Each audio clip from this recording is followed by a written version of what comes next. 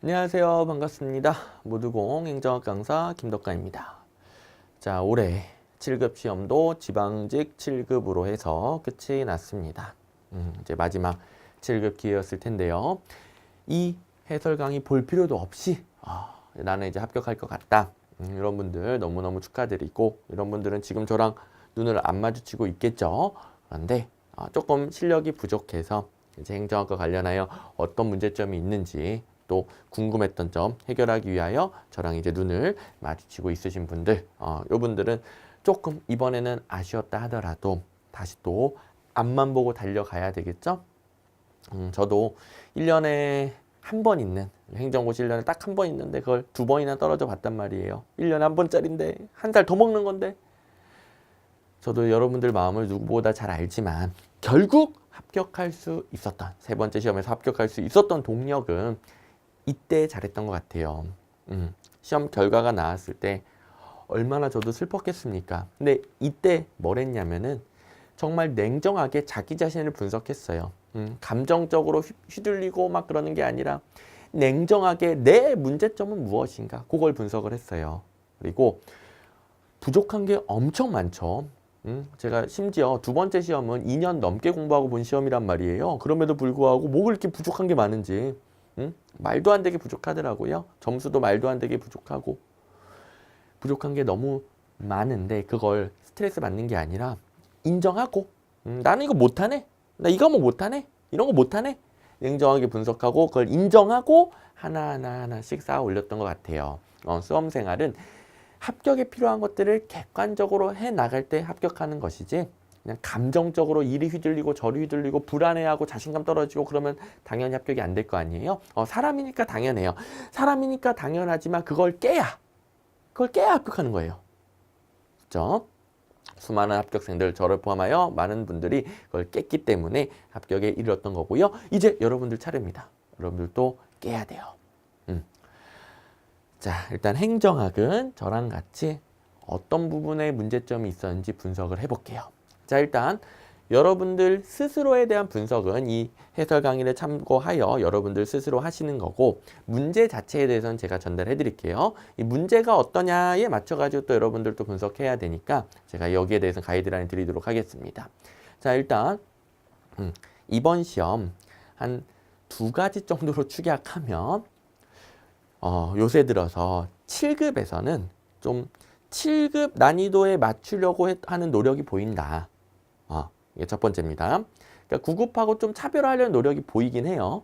근데 제가 왜 이런 말투로 말하냐면, 그 수준이 엄청난 사고력을 요구하는 문제를 내는 게 아니라 좀 생소한 것을 계속 섞으려고 합니다. 이렇게 7급 수준의 난이도를 위해서 그냥 어디서 듣도 보도 못한 거 어디서 막 이상한 데도 끄집어 와가지고 생소한 걸 추가하려고 했다. 하지만 대부분은 다 풀 수 있는 문제였고요. 물론 제가 이건 못 푼다 이런 것들은 이제 설명해 드릴 거고, 일단은 풀 수 있는 게 많았고, 그 다음에 두 번째, 좀 이번 지방직 7급은 좀 문제를 대충 내지 않았나. 그러니까 쉬운 문제는 또 너무 쉬워가지고, 그러니까 이게 문제를 내는 건 대학 교수들이에요. 문제은행에 대학 교수들이 문제를 막 내요. 근데 그걸 이제 뽑아가지고 다듬어서 이제 실제로 20문제 고르는 건 공무원들이란 말이에요. 검토도 공무원들이 하고 여러분들의 선배들이 하는 거란 말이에요. 근데 여기서 조금 지침이 구렸는지 아니면 이제 검토가 미흡했는지 좀 구립니다, 이번 시험은. 그래서 제가 이제 하나하나 분석을 해드릴 텐데, 물론 시험 자체는 좀 구리지만 여러분들 기출문제 매번 나왔던 것들은 당연히 맞추고 시작했었어야 되는 거고, 그 다음에 좀 생소한 것들 중에서 막 이것저것 막 듣도 보도 못한 것만 끄집어 가지고 냈는데 못 풀 만한 거는 뭐 하나 정도밖에 없었어요. 물론 이제 생소한 걸 넘어서 절대 건드릴 수 없는 것까지 하면은 여러분들이 못 풀 만한 거는 한 2개 정도밖에 없었어요. 그래서 사실 이상한 거 끄집어 오면서 난이도 조절도 별로 안 된, 그리고 쉬운 건 너무 말도 안 되게 쉬운 뭐 그런 문제였다고 볼 수 있습니다. 그래서 요거는 제 예상은 좀 이렇게 실력이 되시는 분들 기준, 아직 이제 모자라신 분들 말고 어느 정도 실력이 올라오신 분들 기준으로는 80, 85, 90 요 사이에 엄청 몰려 있을 거예요. 80, 85, 90. 그런데 그보다도 안 돼, 70도 안 돼, 이러면은 기초가 없는 거고, 왜냐하면 거의 70점 어치는 너무 쉬웠으니까 기초가 없는 거고 어느 정도 실력이 올라왔을 때 80, 85, 90 여기에 이제 몰려 있을 거고 뭐 요 정도 맞았으면 합격하는데 지장은 없습니다. 뭐 물론 다른 과목이 받쳐준다는 전제 하에 어차피 커트라인이 80점대 초중반이기 때문에 행정학 80, 85, 90 하면 이제 선방한 거고 뭐 90까지 맞았으면 잘한 거고요. 근데 저랑 이제 같이 공부했던 분 중 한 명은 자기가 행정학 같은 경우에는 너무 답이 너무 잘 보여가지고 막 문제 푸는데 제가 이제 설명해줬던 것들이 다 생각이 나더래요. 근데 실제로 너무 기초적인 것들이 많았거든요. 다 생각이 나면서 너무 잘 풀어가지고 95점을 맞았대요. 근데 요 분은 좀 이렇게 시간 관리가 안 돼가지고 좀 정말 운이 안 좋게도 이 타이머가 좀 10분이 느리게 돼가지고 10분이 더 있다고 생각하고 문제를 푼 거예요. 그래서 좀 마지막에 마킹을 한 과목을 거의 반절 이상 못 해가지고 조금 이제 점수가 부족할 것 같은데 어쨌든 행정학만 놓고 보면은 이렇게 80, 85, 90 하면 무난하고 뭐 95점도 가능했다 이런 수준이라고 보시면 되겠습니다. 자, 더 자세하게 분석을 해볼게요. 자, 앞에 제시해드린 게 평균적으로 한 3년 동안 기출문제만 봤어도 풀 수 있는 문제의 비중이고 이번에 지방직 7급에서는 15문제 정도가 나왔네요. 그만큼 생소한 문제가 많이 섞여 있는 거긴 했어요. 뭐 생소한 문제 대체적으로 7급에서는 3문제 정도 나오는데 한 문제가 더 나왔고 그다음 100점 방지용 뭐 한 문제 정도 나오는데 이건 진짜 누구도 손을 못 대는 그런 문제. 준비할 필요도 없는 거, 공부할 필요도 없는 거 이게 한 문제가 나왔습니다. 자, 그런데 요거는 틀려도 괜찮아요. 틀려도 괜찮고 이거 공부 안 해도 돼요. 쳐다도 안 봐도 돼요. 근데 여기서 한 문제는 좀 이렇게 풀기 어려운 게 하나 있었는데 세 문제는 그냥 풀 수 있는 문제들이에요. 너무 그냥 너무 쉬운 문제. 그래서 기준을 제시해 드리면 요거는 이제 너무 풀기 어려웠으니까 실질적인 만점은 95점. 그래서 95점 맞으신 분은 이제 너무 잘하신 거고 그다음에 고득점 기준은 90점 이상. 그래서 90점, 95점이신 분들 진짜 너무 잘하셨고요. 대부분은 80, 85, 90 요 세 점수에 이제 몰려 있을 것 같습니다. 근데 요 정도 난이도에서 70점 이하다. 특히 이제 15문제 너무 쉬웠거든요. 이 중에서도 하나 틀리고 여기서 더 틀리고 여기서 맞았는데 여기서 이거보다 더 많이 틀리고 하면 70점 안 될 거 아니에요. 그러면 이제 문제가 있다. 이렇게 실력 진단을 해주시고요. 자, 출제 영역은 이렇네요. 뭐 행정학, 총론 요새 들어서 비중이 좀 떨어졌었는데 총론 비중은 예측 안 하는 게 좋습니다. 총론은 언제든지 올라갔다 내려갔다 할 수 있어요. 그래서 올해는 또 평상시처럼 평균적으로 나왔고 그러니까 이번 시험은 나머지들 뭐 특이사항이 별로 없는데요. 이 행정 활류 같은 경우 제가 전자정보론까지 올해부터는 합쳐놨어요. 그래서 이제 두 문제인데 얘가 조금 평소보다 많이 나왔습니다. 원래 한 문제 정도 나오는데 전자정보를 합쳐서 두 문제가 나왔고 그다음에 지방자치론, 지방직 7급에서 이게 한 두세 문제가 나오는데 여기가 좀 적어요. 그러니까 여기가 좀 더 몰리고 여기도 하나 더 나오고 지방자치론이 좀 적어졌다가 또 이상한 문제 여기서 나와요. 이상한 문제. 그렇죠? 그래서 약간 좀 여러 가지로 이렇게 문제 검토가 잘 안 돼. 대충 낸 문제 같아요. 안타깝습니다. 여기 국가 공무원을 뽑는 시험인데. 자, 우리 1번 문제부터 볼 건데요. 국가공무원법상 소청심사위원회를 둘 수 없는 기관은 이거 같은 경우에는 2, 3, 4번 몰라도 돼. 1번 그냥 틀렸다는 거 알면 푸는 겁니다. 우리 맨날 어떻게 배웁니까? 그냥 우리 행정부 공무원 배우는 거잖아요. 여러분들 행정부 공무원 되려고 하는 거잖아요. 행정부 공무원에 대한 소청심사위원회는 행정안전부가 아니라 인사혁신처에 있다. 이거 맨날 배우는 거죠? 그래서 뭐 2, 3, 4번 몰라도 되고 1번 그냥 푸는 겁니다. 얘 틀렸어. 여기는 뭐 국회, 그러니까 입법부, 사법부 쪽에 있는 소청심사위원회예요. 여기 이거 말고 인사혁신처가 행정부 공무원이고 인사혁신처가 행정부 공무원이고 이쪽은 입법부, 사법부 쪽 공무원입니다. 고요. 당연히 이제 기출문제 제가 같이 비교를 해드리겠죠?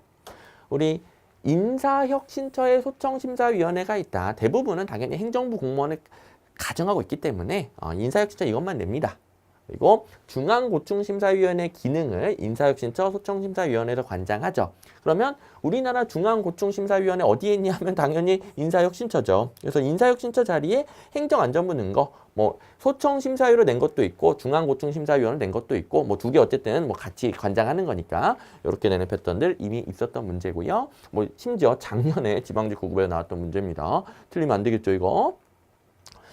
그다음에 우리나라 고위공무원단 아이고 너무 쉬운 게 출제됐어요. 연공서열 보자마자 지어주셔야죠. 우리나라는 연공서열을 좀 파괴하고 직위분리제적 요소를 도입을 했습니다. 직무 등급으로 나누고 적극적으로 성과 관리하고 이런 것들 기초죠.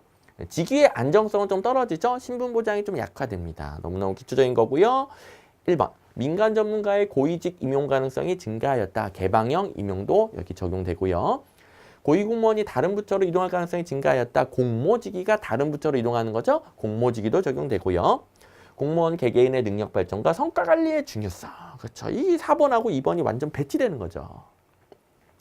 자, 옛날 문제 많았죠. 고위공무원단제도 제가 요새 들어서 많이 나온다고 제가 엄청 강조를 드렸습니다. 그것도 너무 쉽게 나와서 그래서 뭐 강조 안 했어도 당연히 맞추긴 해야 되는데 고위공무원단 요새 핫한 주제니까 잘 챙겨주시고요.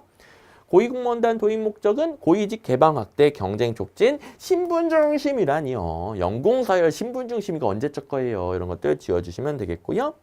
성과 목표, 평가 기준 등에 대해 계약하고 그 성과를 평가하는 직무성과 계약제. 지금 정확한 명칭은 성과 계약 등 평가제인데 아직도 뭐 문제는 뭐 이렇게 나오긴 합니다. 이런 적극적인 성과 관리. 그래서 공무원의 직업적 안정성 저하되고 연공 서열 파괴되는데 대신에 성과 중심 평가를 강조하는 그런 제도로 바뀌고 있죠. 네, 3번 가보시면 거버넌스에 기반한 서비스 연계망. 거버넌스에 기반한 서비스 연계망은 정책 네트워크 말하는 거예요. 근데 이 문제 수준은 정책 네트워크에 대한 디테일한 문제라기보다는 그냥 유거버넌스 물어본 겁니다. 자, 유거버넌스에서 강조하는 게 수평적인 네트워크들이고 자, 그 중에 한 예시가 정책 네트워크죠. 이제 이걸 물어보는 건데 뭐 구체적인 거 없이 여기서 다 풀려요. 분절화로 인해 집행 통제가 어렵다. 그렇죠. 요새는 정책별로 엄청 다양한 네트워크가 있어요. 그러니까 통제하기 어렵죠. 하나만 있는 게 아니라 여러 개가 있으니까. 정보 부족으로 인해 조정이 어렵다. 다양한 사람들이 참여하는 게 유거버넌스론지 않아요. 참여할 때 여러 참여자에 대한 정보가 부족해서 조정이 어렵다. 괜찮고. 서비스 공동 생산 유거버넌스 강조하죠. 정부, 시민이 함께 생산했을 때 누가 책임질 건데? 하여간 여러 명이 참여하면 책임 소재가 불분명해집니다. 이런 것들이 이제 단점으로서 지적할 수 있는 것들이고 4번 이해 당사자 간 상호 의존적인 교환은 협력을 위해서 하는 거잖아요. 유거버넌스의 장점, 단점의 장점. 이해관계자 간 상호 의존적인 교환을 통해서 협력하여 사회 문제 해결하고 협력하여 공공서비스 제공하고 장점입니다. 취지고요.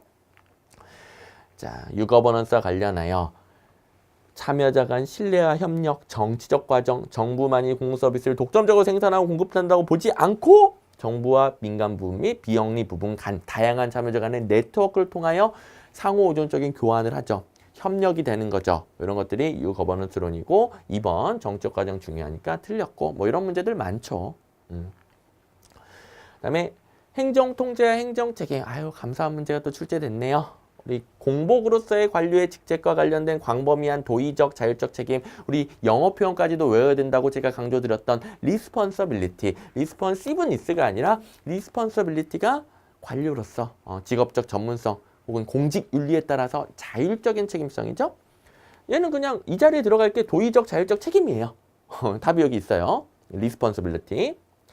그다음에 국민이나 고객의 요구, 이념, 가치에 대한 대응성. 대응성이 responsiveness죠. 대응성 자리에 대응적 책임 오면 되고요. 도의적 책임은 이제 위로 가면 돼요. 두 개 바꿨네. 이렇게 냈네.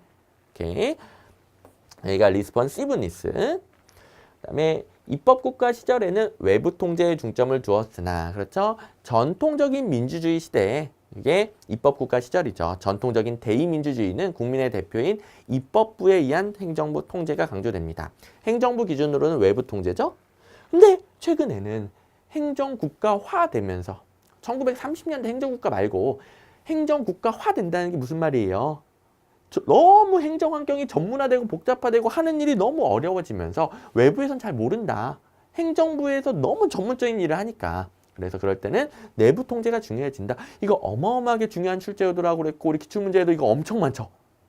이번 관련된 거 엄청 많아요. 제가 수업 시간에도 맨날 강조드리는 거고 당연히 골라주셨어야 되겠고 그다음에 국회의 권한들 국정조사, 국정감사 이 정도는 알아두시라고 그랬고 옴부즈만도 일반적으로는 국회 소속이죠. 근데 직무감찰 이게 누구 거예요? 누구 거? 직무감찰은 감사원 거. 직무감찰, 감사원. 감사원이 하는 일 결산 확인하고요. 회계검사하고요. 직무감찰하는 거 이 세 가지는 술술술 나와야죠. 이것도 기출문제에 매번 나왔던 출제 의도니까. 자, 요거 다 기출문제 나왔었는데 답에 해당하는 것만 확인해 볼게요. 행정이 전문성과 복잡성을 띠게 되면서 내부 통제가 중요해지고 있다. 이게 최근에 행정국가 현상에 나타난 현상이죠. 이것과 관련된 출제도 뭐 어마어마하게 많죠. 입법부 기능 약화, 행정부 기능 증가 이런 것도 있고 뭐 여러 군데 있죠. 현대 행정의 흐름 자체입니다. 그다음에 5번 균형성과표.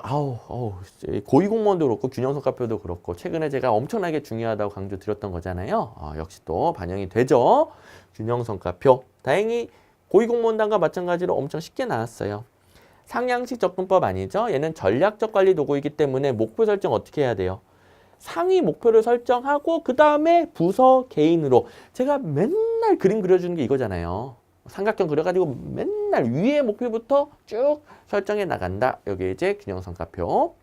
그다음에 공무원 개인별 실적평가가 아니라 개인별로도 해요. 개인별로도 하는데 부서 전체적인 실적평가, 성과평가를 위한 거죠. 그래서 취지 자체는 부서 전체적인 성과평가. 결국은 상위 목표 설정하고 이렇게 하위 목표 쭉 설정해 나가다 보면 이제 한 사람의 목표까지도 되는데 요걸 이제 통합해가지고 성과평가하는 거죠. 그래서 쭉 복잡한 전략 지도가 생긴다고 그랬습니다. 굉장히 쉬운 문제 4번이 되겠고요. 뭐 나머지는 뭐 설명할 게 없으니까 넘어갈게요. 자, 옛날 문제 보시면 부서별 목표 하위 계층 성과표 먼저 설정하고 그것을 토대로 조직 전체의 목표를 작성한다. 이게 상향식이잖아요. 상향식 틀렸다고 여기 상향식 틀렸다고 여기 상향식 아니라고요. 그렇죠. 이미 나왔던 주제입니다. 하향식으로 전체 목표 설정하고 그 다음에 밑으로 가야 됩니다. 이게 전략적 관리의 도구죠. 그리고 MBO가 개인적인 성과평가잖아요. 근데 BSC는 거시적이고 포괄적이다. 좀 더 조직 전체적인 성과 관리다. 요것과 관련된 것도 뭐 여러 군데 있죠. 일단 한 문제만 확인해 봤고요.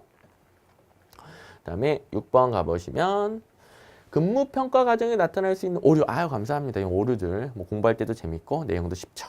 자, 집중화 경향 평가자가 모든 피평가자에게 대부분 중간 점수. 자, 관대화는 우수한 점수, 집중화는 중간 점수, 엄격화는 낮은 점수. 쉽고 시간적 오류. 근무평가 대상 기간 초기에 업적에 영향을 준다. 첫머리 효과. 최근 실적에 영향을 준다. 막바지 효과. 그렇죠. 근무 평정 시점과 관련된 오류가 되겠죠. 다 맞는 거고요. 막바지 효과는 어디 갔어? 막바지 효과는 근접 효과로도 많이 배웠죠. 3번. 기출문제 뭐 이렇게 똑같이 내니? 그냥 대충 내. 너무 쉬워. 어떤 평가자가 다른 평가자들보다 언제나 좋은 점 또는 나쁜 점수. 이거 규칙적 오류잖아요. 지겹다 지겨워 이 문제는. 작년에도 출제됐고. 자 보시면 언제나 좋은 점 또는 나쁜 점수를 주는 오류. 총계적 말고 규칙적이 맞다. 이거 이게 문장으로 낸 거 작년에도 있고요. 너무 많이 나왔죠, 이거는. 그다음에 7번. 얘는 이제 제 설명 듣고 끝. 공부 안 해도 됩니다. 지방자치분권 및 지방행정체제 개편에 관련된 특별법. 이게 시험에 원래부터 많이 나오면 우리 열심히 공부할 텐데 원래 안 나오고요. 그 다음에 이거는 7급 난이도 구색을 맞추기 위하여 어디서 이상한 거 하나 끄집어낸 거예요. 물론 지방자치 우리나라에서 뭐 여러 가지 하고 있죠. 여러 가지 하고 있는데 시험 문제에서 집중적으로 낼 만한 것들은 우리 다 정리를 했고 요건 아니란 말이에요. 이건 아니지 이건. 그래서 얘는 100점 방지용이니까 틀렸어도 괜찮습니다. 그리고 이 문제는 보자마자 좀 읽다가 이거 안 풀어야지 8번 이렇게 가신 분들이 최고 잘한 거예요. 이거 여기다가 시간을 왜 씁니까? 그 시간에 딴 거 풀지. 시간도 부족한디. 다 20번까지 풀고 와서 그 다음에 이제 건드려 보신 분들이 최고 잘한 거예요. 그리고 시간 없었으면 아예 안 풀어도 괜찮고. 자, 근데 일단 요령은 배워볼게요. 틀렸어도 괜찮아요. 근데 이걸 가지고 우리 실력을 업그레이드 해야 되잖아요. 내용 공부가 아니라 생소한 거 나왔을 때 대처하는 요령. 자, 생소한 거 나왔을 때 대처하는 요령은 첫 번째는 자기가 아는 걸로 해결하려고 그래야 돼요. 처음 보는 거, 멘붕 그게 아니라 그 중에서도 자기가 아는 것들이 있단 말이에요. 그걸로 해결하는 겁니다. 그리고 그걸로 소거해 나가는 거고요. 정부 업무평가위원회가 뭔지는 우리 잘 알아요. 정부 업무평가 기본법에 의해서 뭐 정부 업무평가 기본계획도 뭐 국무총리와 함께 뭐 세우고 여러 가지 정부 업무평가 관련된 거 담당하잖아요. 지방자치하고 전혀 상관없는 기관이죠. 전혀. 1번 고르신 분들은 절대 안 되고 2번. 얘는 아는 거잖아요. 우리 문장만 복잡할 뿐이지. 우리나라에는 보충성의 원칙이 적용됩니다. 중앙하고 지방 간에 보충성 원칙이 적용됩니다. 1번, 2번 찍으신 분들은 진짜 안 됩니다. 이거는 우리 아는 거예요. 아는 거. 보충성의 원칙이 뭐예요?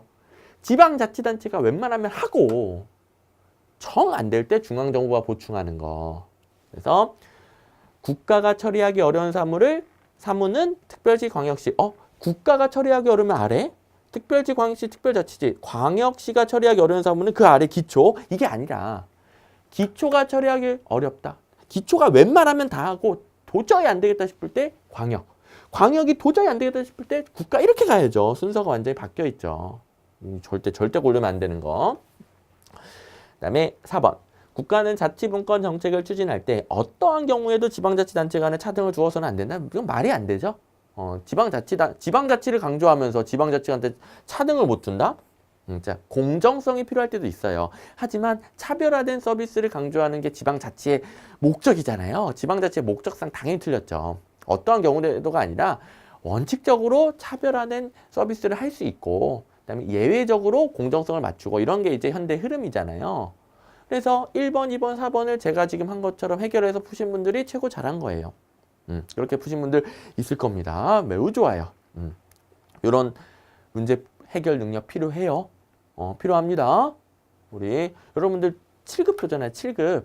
7급 하려면 요 정도 응용을 할 수 있어야 돼요. 자, 그리고 3번은 이 자체가 너무 어려워. 그래서 요 자체가 딱 맞다는 느낌이 안 들기 때문에 다 틀린 것 같은데 그래서 이제 멘붕에 빠졌을 가능성이 높기는 해요. 자, 어쩌고저쩌고 적혀 있는데 결국 무슨 말이냐면 단체 임사무, 기관 임사무 같은 거 원칙적으로 폐지하고 자치사무와 국가사무로 이분화한다. 우리 단체 임사무, 기관 임사무 분명히 존재한다고 배웠잖아요. 있어요. 우리나라에도 지금 많아요. 엄청 많아. 그런데 여기서는 반대되는 걸 말하는 것 같아요. 그래서 멘붕에 빠졌을 수 있어요. 그런데 위임사무들은 원칙적으로 지방자치를 좀 저해야죠. 위에서 시키는 거니까. 자치사무만 하는 게 좀 순수한 지방자치 관련이 되죠. 그래서 지방자치에 찬성하는 게 대세이다 보니까 원칙적으로는 폐지하고 자치사무, 국가사무로 이어나가는 것을 강조해요. 법률에서도 그렇게 써놨어요. 하지만 이건 원칙이고 실제로는 위임사무가 엄청 많다. 또 위임사무 비판을 많이 받잖아요. 그 점에서 위임사무 비판 엄청 많는데 그래서 이게 폐지가 원칙인가? 요 정도로 하셨으면 진짜 잘한 거고요. 아예 넘어가고 1, 2, 4번 지웠으면 된 거고요. 오케이. 자, 그 다음에 더 이상 공부하지 마세요. 공부할 건 뭐 하는 거냐면은 정부 업무평가위원회 공부하시고 보충성의 원칙 공부하시고 그렇죠? 이 두 개. 그다음에 8번 공공기관의 운영에 관한 법률과 지방공기업법상 공공기관과 지방공기업 뭐 이렇게 규정되어 있는 거 아시죠? 자, 이것도 나온 적이 없는데 그래도 지울 수 있는 거 1번은 당연히 옳은 거 기획재정부 장관은 공공기관을 공기업, 준정부기관과 기타 공공기관으로 구분하여 지정 공기업과 준정부기관은 50인 이거는 뭐 작년에도 나왔던 거 100인으로 바꿔서 냈죠? 그리고 기획재정부 장관이 경영실적 평가한다 이거는 맨날 같이 외우잖아요 우리 공공기관 평가는 외부기관이 한다. 아까 정부 업무평가 기본법에 있는 거죠. 공공기관 평가는 외부기관이 한다. 그중에서 실적평가는 기획재정부 장관이 한다. 우리 같이 맨날 했던 거. 그래서 당연히 맞다라고 해야 되겠고 뒷부분은 크게 중요한 거 없고요. 헷갈렸으면 3번, 4번입니다. 지방공기업 같은 경우에 작년에 서울시에서 대규모 하수도 사업을 지방공기업으로 하면서 작년에 서울시 7급, 서울시 9급 이렇게 이제 동시에 나왔어요. 근데 원래부터 중요한 주제는 아니란 말이에요. 그래서 여기서도 사실 1번, 2번의 노란 부분은 중요한데 3번, 4번은 크게 중요하지 않아요.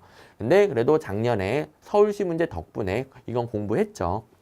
지방공기업에는 지방직영기업이 있고요. 이건 거의 일반 행정기관 형태입니다. 정부기관 형태예요, 그냥. 그다음에 간접경영으로 지방공사와 지방공단이 있다. 뭐 간접경영 이것만 떠오르고 지방공사, 지방공단 뭐지? 이게 맞나? 그랬을 수 있기는 해요. 그다음에 4번. 지방자치단체장은 지방공기업을 설립 운영합니다. 근데 매년 경영평가 결과를 토대로 경영진단 대상 지방공기업을 선정한다? 요거는 행정안전부 장관이에요. 이거는 좀 생암기 영역이죠.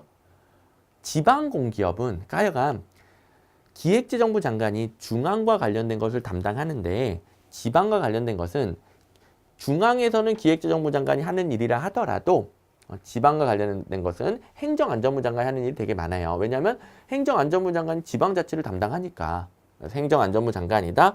그냥 요 자체로 외워주시면 되겠고 이거 당연히 생소했을 겁니다. 3번, 4번 같은 경우 3번은 그나마 본 것 같아. 그래서 4번 하신 분이 있으면 잘하신 거고요. 여기서 뭐 찍었는데 틀렸으면 어쩔 수 없고요. 그래서 지금 7번하고 8번이 그래도 틀려도 괜찮다. 이거 두 개만 틀리면 90점입니다. 무려 90점. 다른 것들은 틀리면 안 돼. 이제 틀려도 되는 거 끝났어요. 끝났어요. 90점. 90점. 그다음에 9번. 얘는 생소한 문제지만 이거는 못 풀면 말이 안 되는. G2G가 뭔지는 알잖아요. 정부 내부, 정부 써놨네. G2G 뭔지 모를까봐 정부 써놨고. 이건 진짜 문제 수준이 아이고.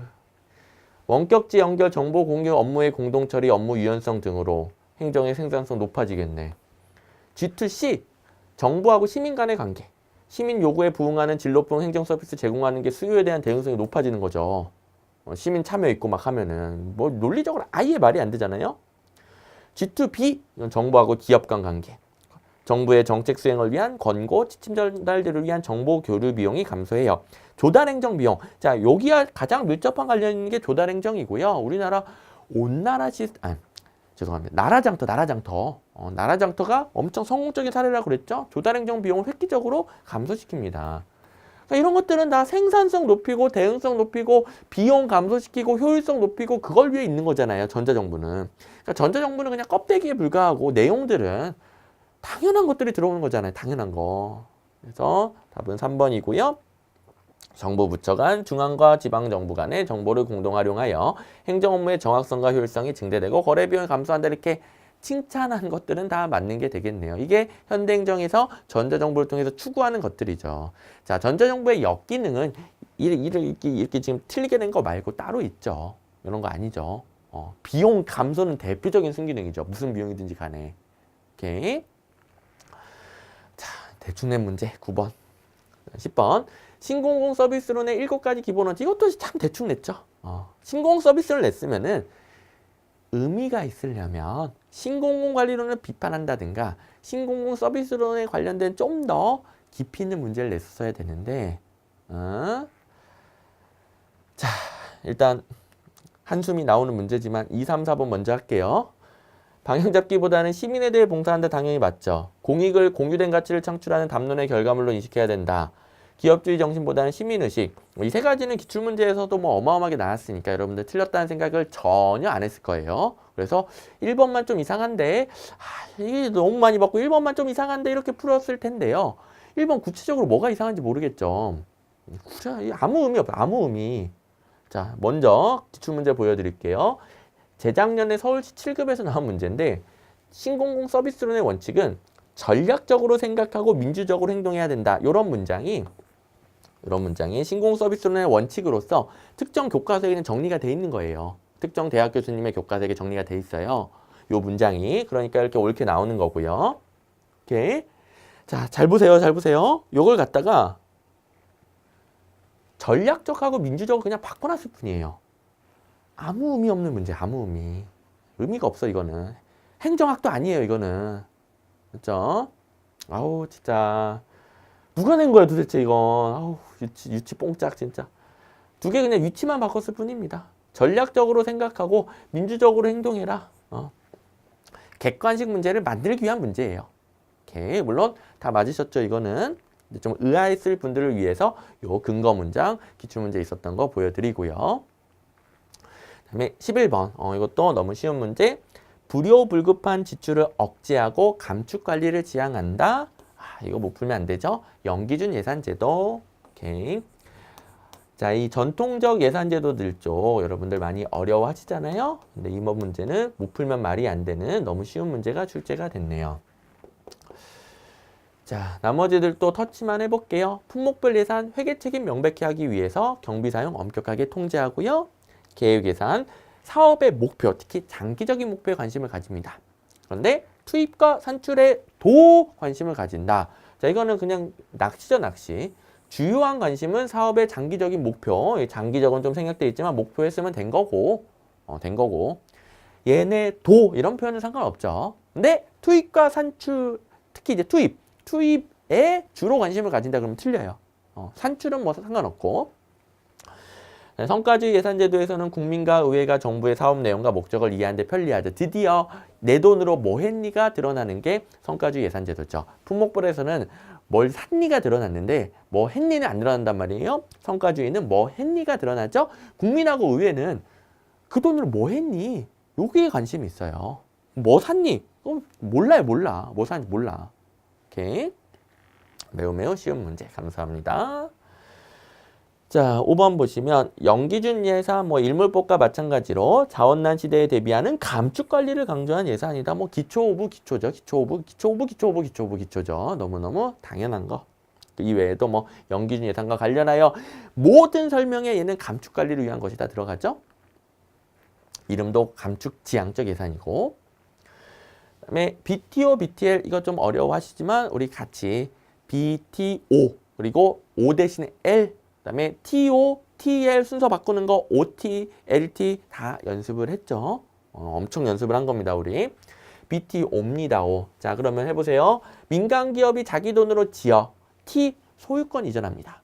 네, 소유권 이전되는 거지 운영권이 이전되는 거 아니라고 그랬어요. 자, 자기 돈을 지었으니까 소유권, 운영권 다 있단 말이에요. 법적으로 두 개는 별개의 권한이고 소유권만 이전했어요. 그리고 운영권 남았죠. 민간기업 지가 운영권을 가지고 운영하는 게 O 방식이죠. 민간이 자금을 투자해 공공시설 건설하고 B. 소유권을 정부로 이전합니다. 그 대가로 민간사업자는 일정 기간 사용 수익권을 인정받게 됩니다. 원래는 자기 돈으로 했으니까 당연히 자기 거예요. 근데 이제 정부랑 협약을 맺는 거죠. 니 해? 당연히 민간기업 건데 그냥 정부가 이제 인정을 해준다. 공식적으로 하는 거죠. O. 수익권, 운영권 마찬가지예요. 운영해서 돈 버는 거죠. 민간 사업자는 시설을 운영하면서 지가 운영하죠. 사용료 징수로 투자비를 회수하죠. 지가 운영해서 어떻게 돈을 벌어요? 사용료 받아서 수익 창출이 가능한 영역에 적용해야 된다. BTO는 일반적으로 임대형 민자사업에 비해 사업 리스크와 수익률이 상대적으로 높아요. 리스크도 높고 수익도 높고. 왜냐하면 자기가 운영해서 사용료 받아야 되잖아요. 그러니까 자기가 위험 부담을 져요. 오케이. 대신에 수익률이 높으니까 위험 부담을 지는 거고. 자, 수요 변동 위험은 정부, BTO는 민간 지가 운영해서 지가 수요 위험 부담을 지는 거예요. 틀렸고, 정부는 사전에 약정한 수익률을 포함한 리스료, 임대료죠. 리스료, 임대료를 민간 사업자에게 지출한다. 그래서 이거 자체가 그냥 BTL이네요. BTL. 오케이. L이 뭐예요? 소유권 이전하고 운영권을 정부에게 임대해 줍니다. 그리고 정부로부터 임대료를 받죠. 운영은 정부가 하고 수요 위험 부담도 정부가 지고. 우리 엄청나게 연습했던 거니까 연습하신 분들 매우 쉽게 풀었죠. 내용 자체는 어마어마하게 어렵죠. 하지만 우리 연습한 결과 확인해 보셨을 겁니다. 네, 비교해 보시면 민간기업이 공공시설 건설한다. 민간기업은 시설을 경북도에 기부 체납한다. 기부한다는 소리가 소유권 넘기는 거예요. 이전의 대가로 기업은 일정 기간 동안 사용권, 수익권, 이게 운영권이죠. 획득한다. 기업은 공공시설을 경북도에 임대해 줍니다. L이네. 임대료를 받아서 투자비를 회수합니다. 얘는 L이죠. L. O 아니죠. 방금 전에 틀린 선지 이거죠. 이거 L. 오케이. 그다음에 13번 매트릭스 조직. 자, 매트릭스 조직과 관련하여 좀 2번 자체는 좀 생소한 게 나왔지만 나머지 부분은 좀 쉽게 나와가지고 풀 수 있었죠. 조직 활동을 기능 부분으로 전문화하는 동시에 전문화된 부분들을 프로젝트로 통합합니다. 그렇죠. 기능 구조의 장점. 사업 구조의 장점을 묶어낸 거죠. 그래서 기능들 이렇게 있고 사업 이렇게 조정하게 됩니다. 자, 요게 규모의 경제도 살리면서 환경적인 대응성을 높이는 거죠. 자, 사업 구조 같은 경우에는 기능이 쪼개지다 보니까 규모의 경제가 없죠. 기능 구조는 기능이 통합되어 있다 보니까 규모의 경제가 있죠. 자, 매트릭스 구조가 기능 구조의 규모의 경제를 살리는 겁니다. 그래서 매트릭스 구조가 규모의 경제. 팀제는 스피드죠. 팀제는 의사결정 단계 다 없애버리고 바로 문제 해결 보고 신속한 의사결정이 가능한 방식. 신속한 의사결정이 가능하다고 시험 문제 엄청 나왔잖아요. 이미 그걸 스피드로 바꿔놨을 뿐이에요. 오케이. 자, 표현만 바꿨을 뿐입니다. 답은 2번이고 기능부서와 사업부서 간에 할거주의가 존재할 경우 자, 단점을 지적할 때는 이런 표현을 준다고 그랬죠. 자주 싸울 경우에는 원만하게 조정하기가 어려운 경우가 많다. 그렇죠? 기능구조, 사업구조, 이원적인 권한체계가 있어요. 둘이 할거주의가 있으면은 조정하는데 어렵고 오래 걸리고 이런 특징들이 나오죠. 기존 조직구조 내의 인력을 활용할 수 있기 때문에 인력 사용에서 경제성 이거는 대부분의 관료제 조직들이 기능구조라서 그래요. 기존의 관료제 조직 기능 분업이죠. 기능 분업을 해놓고 거기에 매트릭스 구조를 입히면은 그 기능으로 분업된 구조들을 사업 구조가 활용할 수 있다는 거죠. 중요한 건 아니고요. 자, 문제 보시면 기능 구조에서는 기능적 통합을 통하여 규모의 경제를 제고할 수 있고요. 매트릭스 구조는 이 기능 구조의 장점, 이 규모의 경제를 집어넣고 사업 구조도 집어넣고 둘 다 장점을 혼합한 거예요. 그러니까 당연히 규모의 경제, 매트릭스 구조에서도 있고요. 우리나라 공공조직의 팀제, 조직 구성원들의 신속한 의사결정을 위한 것이다. 이렇게 옳은 선지로 나오고 틀린 선지로 나오고 팀제는 의사결정 신속해 엄청 많이 나왔던 거. 오케이. 14번 2000년대 초반 도입된 한국의 프로그램 예산제 이것도 대충 만든 문제.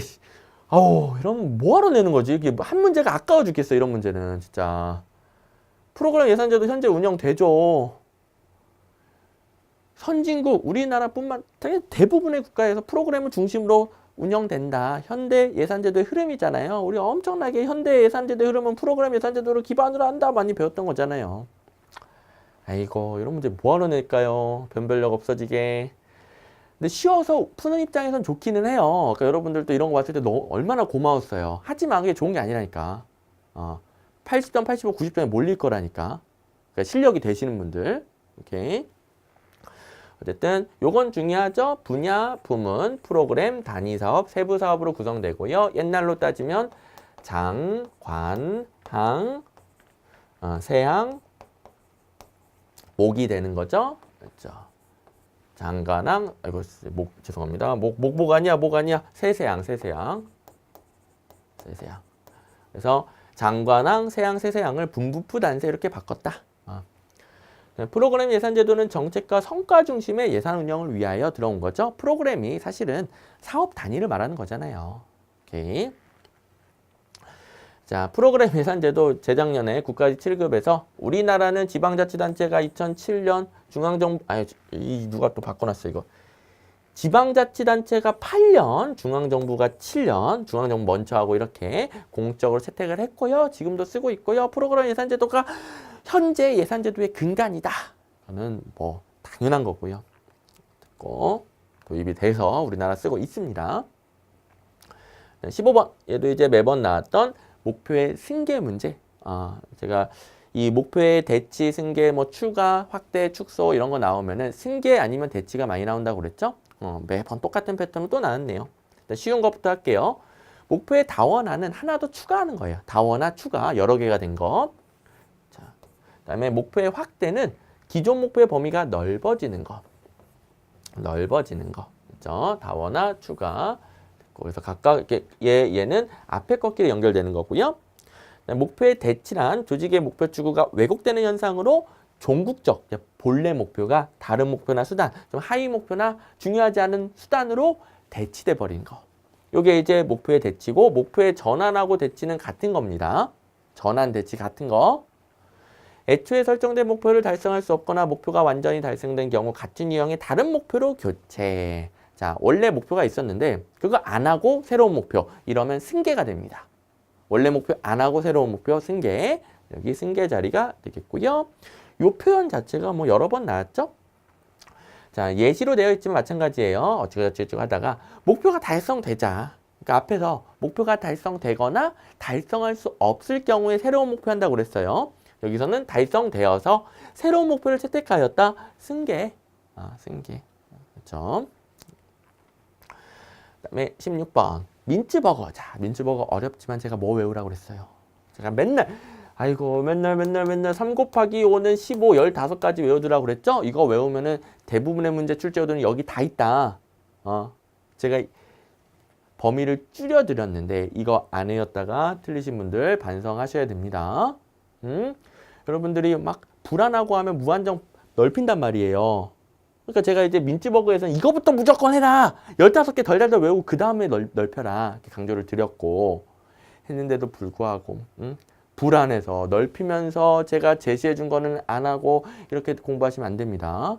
제가 제시해 드린 거 먼저 하고 우리 강의 시간에 들었던 거 강조 드린 거 먼저 하고 달달달 한 다음에 넓힌다. 이렇게 가셔야 돼요. 자, 기계적 관료제 구조. 문제를 안 읽었네. 민츠버그에서 강조된 조직 구성 부문, 이에 상응하는 구조의 연결. 강조된 조직 구성 부문이 핵심 부문이겠죠? 자, 여러 표현이 있죠. 핵심 부문이다, 강조된다, 주된 역할을 한다, 주된 권한을 가진다. 그렇죠? 핵심 부문 찾으라는 겁니다. 이 세 가지 중에 하나가 핵심 부문이고 그 다음이 조정기제, 그 다음에 환경이죠. 핵심 부문, 조정기제, 환경. 그 민츠버그의 5가지 유형, 15가지는 달달달 해야 돼요. 기계적 관료제의 핵심 부문, 기술구조 혹은 기술 분석 부문. 기술구조, 기술 분석 부문, 기계적 관료제. 뭔지 몰라도 그냥 탁 튀어나와야 돼요. 전략적 정점. 전략적 정점은 여기 꼭대기잖아요, 꼭대기. 꼭대기는 단순 구조죠. 최고 관리자, 최고 관리층 혹은 전략적 정점. 여기 꼭대기에 권한이 집중되는 건 단순 구조입니다. 나머지 전문적 관료제는 핵심 운영층의 작업계층, 핵심 운영층, 작업계층 같은 말.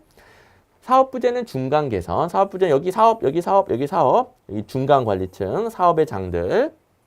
에드호크라시는 지원 참모, 에드호크라시는 중간이 지원 참모로 다 통합돼 버리죠. 그래서 지원 참모에서 환경 변화를 감지하여 여러 가지 하위 기능들을 상호 조절함으로써 환경 변화에 대처하게 되는 거죠.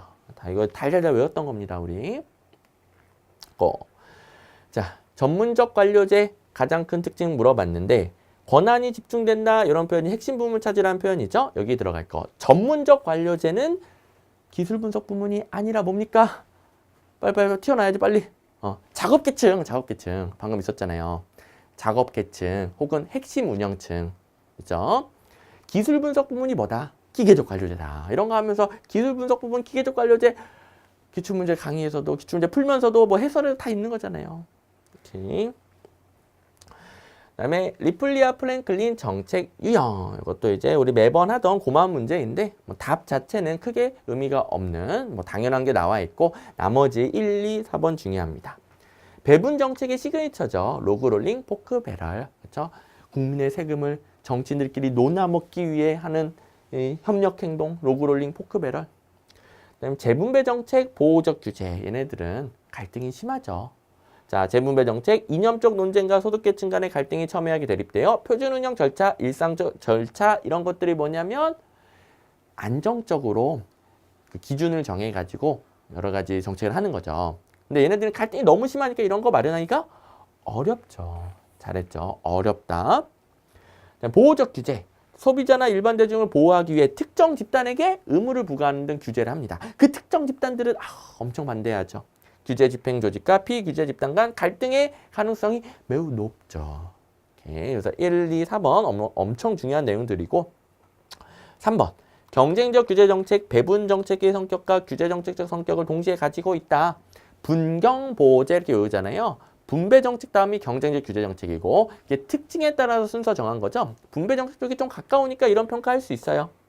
그리고 분배 정책 쪽이 가깝다며 여기에 규제하고 분배가 섞였다며 여기 앞에 있네. 규제 정책은 거의 대부분 이러한 경쟁적 규제 정책 아니겠죠. 전형적인 규제 정책은 보호적 규제예요. 우리 규제가 뭔지 연락에 배웠잖아요. 들어보면 어때요? 경쟁적 규제는 듣다 보면은 인허가 주는 것 같아. 인허가 이거 수익적 권리인데. 수익적 권리면 약간 배분 같기도 한데 헷갈렸죠? 헷갈렸잖아요, 여러분. 이런 게 이제 전형적인 규제죠. 보호적 규제. 오케이. 물론 뭐 1, 2, 4번 모르겠다고 푸셔도 상관없고요. 자, 1번. 로그롤링 포크배럴은 기출문제 떡하니 전면적으로 물어보는 거 하나 있으니까 여러분들한테 맡기고 나머지 보호적 규제하고 재분배 정책 이게 좀 더 어려우니까 먼저 이것만 볼게요.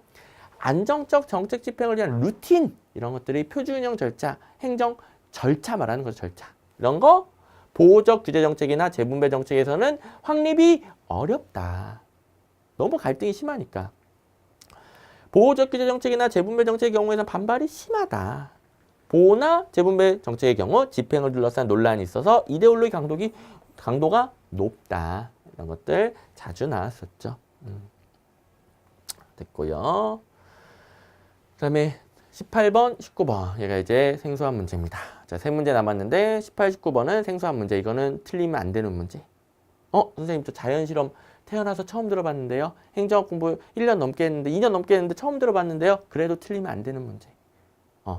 뭐 왜 틀립니까 이거. 진실험이 세상에서 가장 인위적인 실험이잖아요. 가장 이상적인 실험 환경을 만들어 놓는 인위적인 실험. 현실에 존재하지도 않는. 가장 인위적인 실험. 얘는 내추럴한 실험. 뭔지 몰라도 그냥 풀지 않을까요? 그죠? 자, 몰라도 진실험 알면 푸는 거야. 우리 생소한 거 나오면 어떻게 풀자고 그랬어요? 자기가 아는 걸로 푼다.